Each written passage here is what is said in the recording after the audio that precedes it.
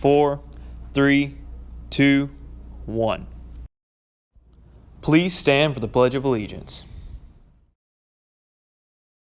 I pledge allegiance to the flag of the United States of America and to the republic for which it stands, one nation, under God, indivisible, with liberty and justice for all. Please remain standing for the moment of silence.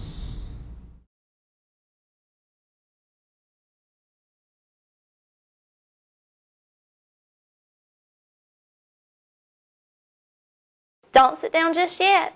Teachers, please check to make sure that all students are complying with the dress code. Thank you for your cooperation.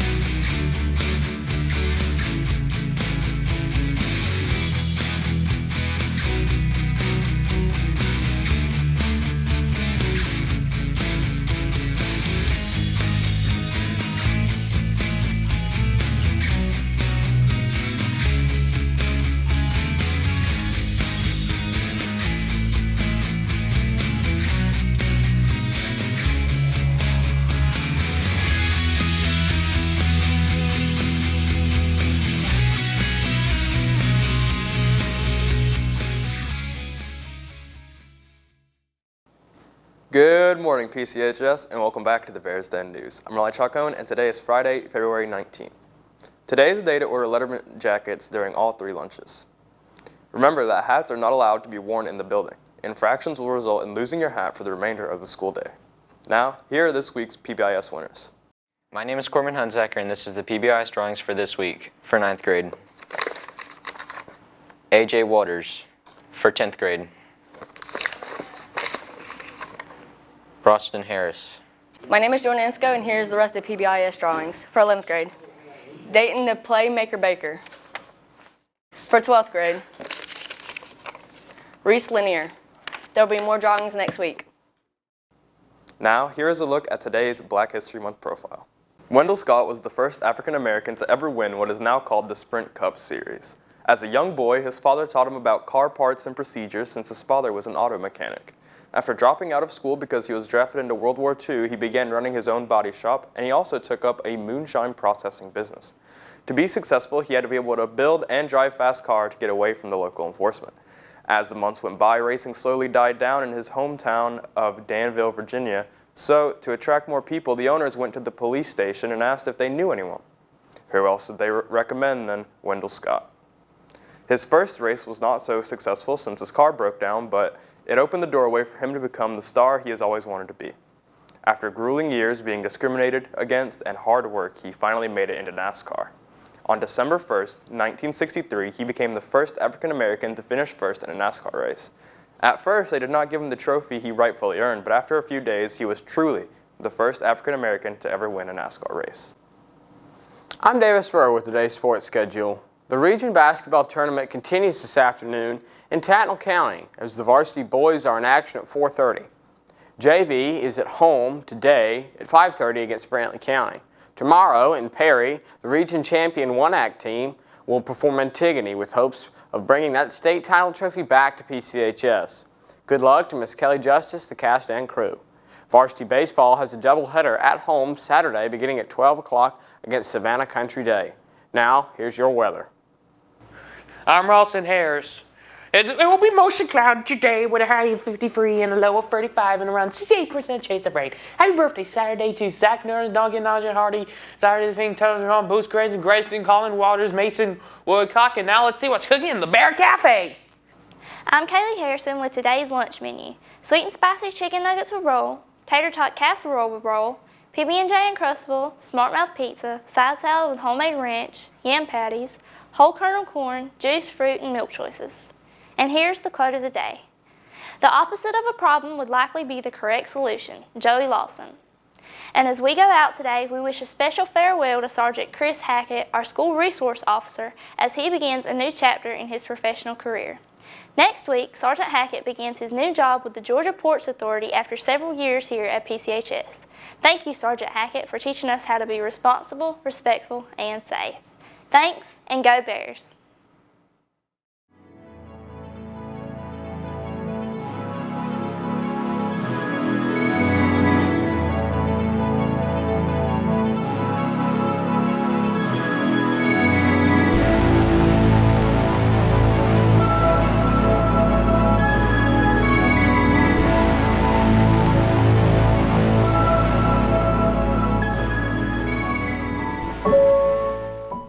Hackett, how long have you been at PCHS? I started in February of 2011. It's now I started in February of 2016. It's now February of 2021, so I've been here 5 years. When I started here, we were still in the old building across the parking lot there, and it was the first time I'd been a school resource officer. I was the first school resource officer in Pierce County, and the police department and the Board of Education, and also Dare Bennett, who was the principal at the time, sat down, came up with an agreement between the police department and the school system as far as what an SRO should do, and how we could, as a police department, fit into the high school and be a positive image for the high school and high school students. And we came up with that, and we have been tweaking that plan for about 5 years now, and we've got it all worked out, and we have a great relationship with the Board of Education, the school board members, other schools. We have SROs in every school now. We have 5 schools in our county, and we have 3 different law enforcement agencies that cover 5 schools. We all work really great together, the police department, the sheriff's office, and the Patterson Police Department. And we all have a great working relationship. We do a lot for our community. We, as an SRO, we all enjoy being out in our community. We enjoy watching the progression of kids coming up from the middle school into the high school. I enjoy going into health class and teaching ADAP. I enjoy giving high fives in the hallway, which we have to do fist bumps now because of the COVID, but I enjoy just seeing the kids and showing the kids that police officers are people too, and we have feelings, and we're human, and not all bad guys. So. How would the school? How would you say that the school compares from then to now? Like how would you say it progressed? I would think that the progression of the school, it ties into the new building. I mean, we have a new, beautiful, bright school building, and the people that are here are beautiful and bright themselves, and we have progressed from the old school to the new school. The technology here at the new school is jam up. The layout of the school is very conducive to students getting through the hallways. In the old school, everybody was crammed together in the hallways, and so this one is laid out really nice for foot traffic. Also with the traffic, the parents can appreciate that they're not tied in with the buses and the students. Everybody's kind of separated traffic-wise, so everything flows smoother in the morning and smoother in the afternoons. I know you're not a teacher, but I know you said that you did see like how you see kids go from, say, a freshman to a senior, and then you see them in the community. Like, what's that like reflect on you when you're like, I seen him like come up? I just enjoy that. I mean, I think that it's great to watch the progression of kids. I mean, this is a tough time in everybody's life, being a teenager. I mean, it's kind of a tough time, but everybody gets through it, and I enjoy watching people get through it and going out into the community. We have former students that work for the city of Blackshear, both in the police department and our maintenance department and our roadway department, and I enjoy seeing kids come home from college at sporting events. They'll run up to us at football games and basketball games, and hey, how you doing? And it's great to be thought of like that. It's good to be remembered, and to have somebody that's in college or a college graduate coming back up to you and saying, hey man, nice to see you, that kind of thing. It brightens my day. So now that you're leaving us here, what do you plan on doing?